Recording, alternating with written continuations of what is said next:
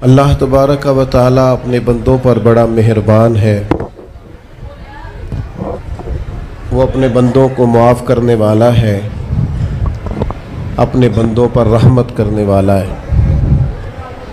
ہم اللہ تعالیٰ کے عاجز بندے ہیں،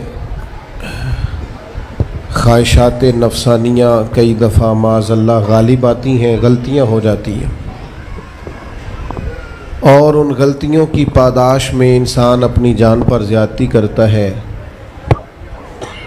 اللہ تعالیٰ معاف کرے تو اس کا سفر اللہ کے عذاب کی طرف ہوتا ہے۔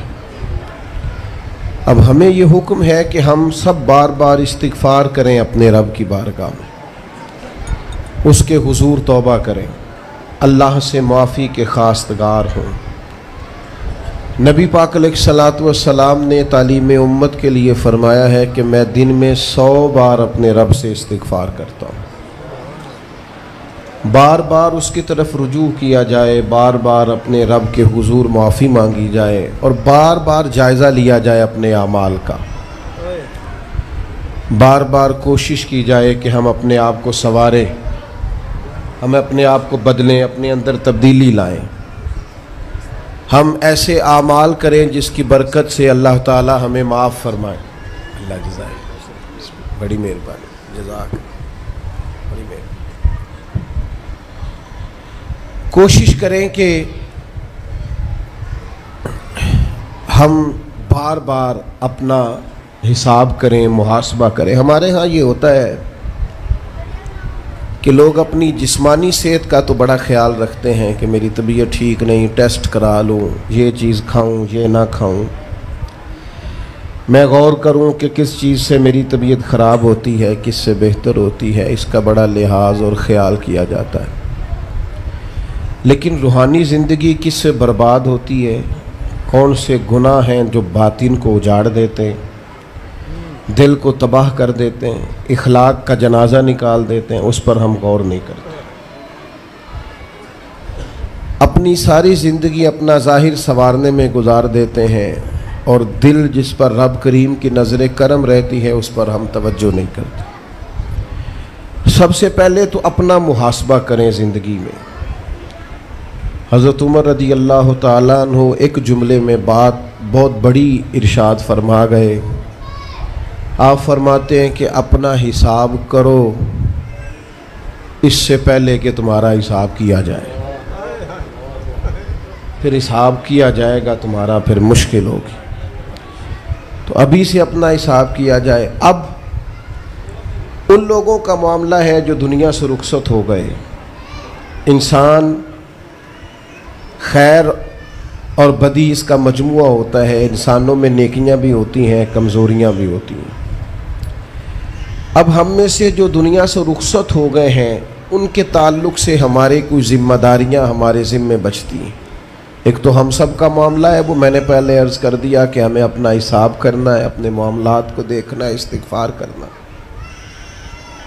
پھر یہ کہ جو لوگ رخصت ہو گئے ان کے لیے کیا کریں۔ تو چونکہ انسان میں کمیاں بھی ہوتی ہیں، خوبیاں بھی ہوتی ہیں، تو سب سے پہلے تو اللہ کے حبیب علیہ السلام نے ہمیں فرمایا ہے کہ اذکروا محاسن موتاکم، جب تم میں سے کوئی رخصت ہو جائے تو اس کی اچھی اچھی باتوں کا ذکر کرو۔ ایسا نہیں کہ انسان میں ساری خوبیاں ہی ہوں گی، لیکن تم خوبیاں تلاش کر کے ان کا بیان کرو، تم زمین پر اللہ کے گواہ ہو۔ ایک تو جب بھی کسی جانے والے کا ذکر کریں خیر کے ساتھ کریں، بھلائی کے ساتھ کریں، اچھے لفظوں کے ساتھ کریں۔ کہیں کوئی کمی یاد آئے بھی تو اب اسے چھوڑ دے، وہ بندہ رخصت ہو گیا، اس کا ذکر خیر کے ساتھ کرنا، اس کو ذہن میں ضرور بٹھائیں۔ دوسری بات یہ کہ جب کوئی دنیا سے جائے تو اس کی طرف سے ایصال ثواب کریں، یعنی ایسے اعمال کریں جن کی وجہ سے اسے ثواب پہنچے۔ اب ہمارے ہاں جو رسم و رواج بعض بن گئے ہیں، بڑی بڑی دیگیں، بڑے لاؤ لشکر، نامی گرامی بندہ ہے تو نامی گرامی آؤ جاؤ تو کھانے تو بڑا جلسہ تو پتہ لگ جائے لوگوں کو۔ تو پہلے تو یہ یاد رکھو جس کام میں تھوڑی سی بھی ریاکاری ہو اس پر اللہ کی بارگاہ سے اجر کی امید کیسے رکھتے ہو؟ جب تک عمل خالص لوجہ اللہ نہیں ہوتا، جب اس پر ثواب مل نہیں رہا تو جائے گا کیسے؟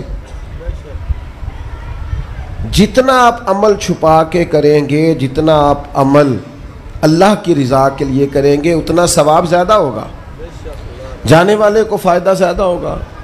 وہ میں ختموں پہ جاتا ہوں کئی دفعہ تو وہ کہتے ہیں اتنے لاکھ روپیہ مسجد کو دیا، اس کا بھی اعلان کر دیں، اتنے قرآن پاک پڑھے ہیں تو اس کا بھی اعلان کر دے۔ کس کو بتا رہے ہو اعلان کر کے؟ اللہ کو تو پتہ ہے تم نے کیا پڑھا ہے، یہ پرچیاں پڑھ پڑھ کے کس بات کی سنا رہے ہو؟ کیا مطلب ہے اس کا؟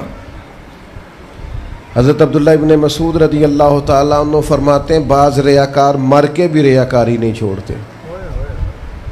حضور مر کے ریاکاری نہیں چھوڑتے، مرنے کے بعد کیسے ہوگی؟ فرماتے ہیں ان کی خواہش ہوتی ہے جنازے بڑے ہونے چاہیے، لوگوں کو پتہ لگ جائے فلانا گیا، مرنے کے بعد بھی تو دکھاوا کر رہا۔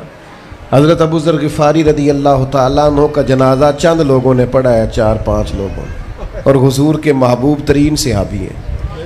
بڑا جنازہ بھی بڑی بات ہے، اللہ تعالیٰ توفیق دے تو اچھے لوگوں کے بڑے جنازے، لیکن کسی کا جنازہ چھوٹا بھی ہو جائے تو مطلب یہ نہیں کہ بندہ ٹھیک نہیں تھا۔ بات کی سمجھ آ رہی ہے؟ تو میرے عزیز، اصال ثواب کریں تو اللہ کی رضا کے لیے، محض پتہ ہوتا ہے محلے میں غریب کون ہے، اپنے والد اور والدہ کے نام پر غریب کو دے دیں، کسی مقروض کی مدد کریں، اس بیچارے کی جان چھوٹ جائے۔ آپ کوئی گلی ٹھیک کرا دیں جہاں سے لوگوں کا گزرنا آسان ہو، آپ کچھ ایسا نظام کر دیں جس سے لوگوں کے لیے آسانیاں پیدا ہو جائیں، لیکن آپ محض وہی کام کریں گے جس سے دکھاوا ہوگا تو کیا امید کرتے ہیں اس پر اجر کی؟ تو اصال ثواب دیکھیں قوم کو ضرورت کیا ہے، وہ والا اصال ثواب کریں۔ حضرت سعد رضی اللہ تعالیٰ عنہ نے جب آن کر کے عرض کیا تھا کہ یا رسول اللہ صلی اللہ تعالیٰ علیہ وسلم، میری والدہ کا انتقال ہو گیا ہے تو میں ان کے لیے کیا کروں؟ تو محبوب نے فرمایا کہ فلاں جگہ پانی کی قلت ہے تو وہاں کنواں کھدوا دے۔ معنی کیا ہے کہ اس پانی پینے سے اللہ تبارک و تعالیٰ تیری ماں کو اس کا اجر عطا فرمائے گا۔ صدقہ تو جس چیز کی ضرورت ہے آپ وہ چیز کر کے دیں، اور ختم چپ کر کے بھی ہو جاتا ہے، گھر کے اندر بھی ہو جاتا ہے، اکیلے بھی ہو جاتا ہے، اس کے لیے لاکھوں کروڑوں لگانے کی کوئی ضرورت بھی نہیں۔ چوتھی بات، تیسری بات، کوشش فرمائیں کہ جو نیکیاں جانے والا کرتا تھا وہ نیکیاں جاری رہیں، اس کے بچے، اس کی اولاد، اس کے سارے رشتہ دار ان نیکیوں، اگر وہ کوئی بھلائی کرتا تھا تو وہ بھلائی ہوتی رہے، وہ جاری رہے، وہ سلسلہ آگے بڑھایا جائے۔ ہم یہ کرتے ہیں کہ ہم خیر کے کاموں کو جاری نہیں رکھتے، بلکہ والد کے جانے کے بعد تو بچے بڑے سیانے ہوتے ہیں، وہ کہتے ہیں ابا جی کو تو بس وہ فلانا غریب بھی لوٹ کے لے جاتا تھا، فلانا بھی اپنی مجبوری سنا کے، تو ہم تو سیانے ہیں۔ اور خدا کے بندے، حضور علیہ السلام نے فرمایا تمہیں جو روزی دی جاتی ہے وہ تمہارے کمزوروں کی وجہ سے دی جاتی ہے، وہ جو ضعیف کمزور لوگ تمہارے دسترخوان سے کھا جاتے ہیں ان کے سبب سے اللہ تعالیٰ تمہیں عطا کرتا ہے۔ تو اس لیے یہ تو کوئی طریقہ نہیں ہے کہ آپ کے بزرگ خیر کا کام کرتے تھے آپ نے چھوڑ دیا، تو آپ ایک کام یہ کریں کہ ان کی نیکیاں جاری رکھیں۔ اور چوتھی بات یہ کہ ان کے لیے دعا کریں۔ دعا ہمیں حضرت ابراہیم نے سکھائی ہے، سورہ ابراہیم میں موجود ہے، ربنا اغفر لی ولوالدی، یا اللہ مجھے بھی بخش دے اور میرے ماں باپ کو بھی، وللمؤمنین یوم یقوم الحساب، اور جس دن تو حساب لے اس دن سارے مومنوں کی بخشش فرما دے۔ ایک شخص نے نا حضور علیہ السلام کے سامنے دعا مانگی، اللہ مجھ پہ رحم فرما اور اپنے نبی پہ رحم فرما۔ حضور فرمانے لگے تو نے اللہ کی رحمت کو محدود کیوں کر دیا ہے؟ تم کہہ سارے مومنوں پہ رحم فرما، سب پہ رحم فرما۔ بھائی سب کے لیے دعا مانگیں۔